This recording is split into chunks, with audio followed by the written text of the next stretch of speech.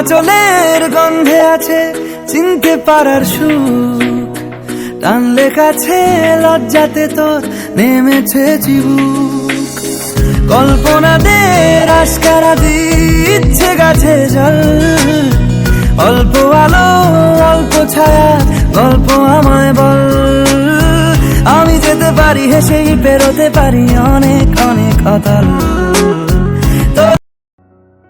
নমস্কার বন্ধুরা, আমি আবারও চলে এলাম আপনাদের সাথে নতুন কিছু বিষয় নিয়ে আলোচনা করতে। তার আগে আপনাদের একটা কথা বলি যে আপনাদের সকলকে জানাই অসংখ্য ধন্যবাদ আমাকে এতটা সাপোর্ট করার জন্য। আজ আপনাদের সাপোর্টের জন্যই আমি এতটুকু এগিয়ে আসতে পেরেছি। আপনাদের সাপোর্টের জন্যই আমার ইউটিউব পরিবারের ফ্যামিলির সদস্য জনসংখ্যা 14,000 পার হলো। তো আপনারা এইভাবে আমাকে সাপোর্ট করুন।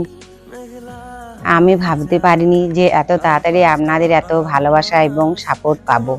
তো ইউটিউবেতে চ্যানেল খুললে মোটামুটি সবাইকার সাপোর্ট চাই, কেউ কারোর সাপোর্ট ছাড়া তো এগোতে পারে না বন্ধুরা। তাই আমিও চাই আপনারা আমাকে সাপোর্ট করুন। তো আপনারা যারা আমার চ্যানেলে নতুন এসেছেন তাদের আমার ভিডিও যদি ভালো লাগে তাহলে লাইক, সাবস্ক্রাইব, শেয়ার সব কিছু করে রাখবেন সর্বপ্রথম আপনাদের ভিডিও পাওয়ার জন্য।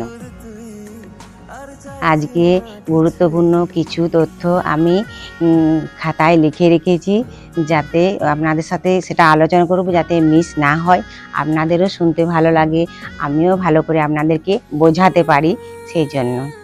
তো চলুন এবার আজকের ভিডিওর মেন টপিকে আসা যাক। আপনারা যারা নতুন ইউটিউব চ্যানেল খুলছেন তারা অনেকেই হয়তো কপিরাইট এবং স্ট্রাইক শব্দ দুটির সাথে পরিচিত। যারা জানেন না তাদের জন্য এই দুটি শব্দ থেকেই শুরু করছি।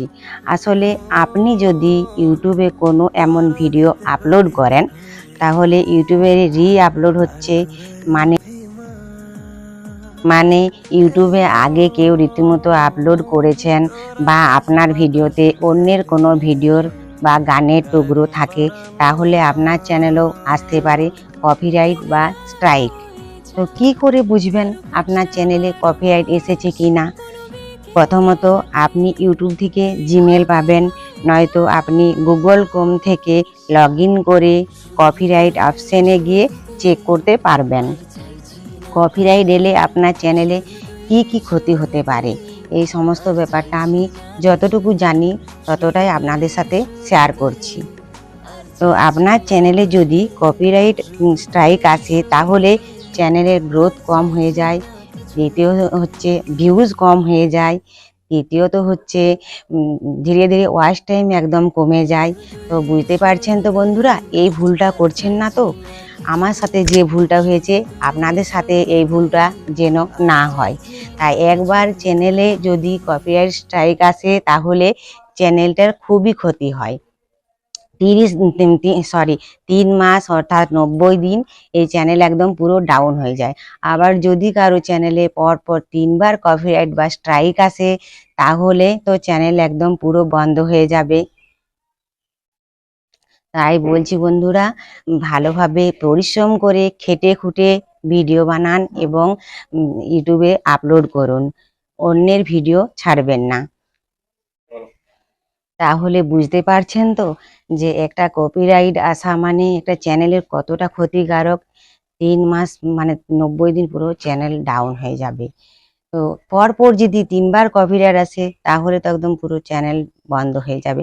তাহলে নিজের চ্যানেলকে ভালো রাখার জন্য যেন কপিরাইট না আসে তার জন্য এই কথাগুলো আপনাদের সব সময় মাথায় রাখতে হবে।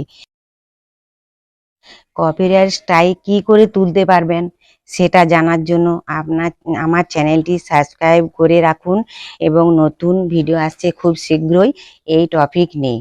তো আজ এই পর্যন্ত বন্ধুরা, দেখা হবে পরের ভিডিওতে। আপনারা সবাই সুস্থ থাকুন, ভালো থাকুন, বাই।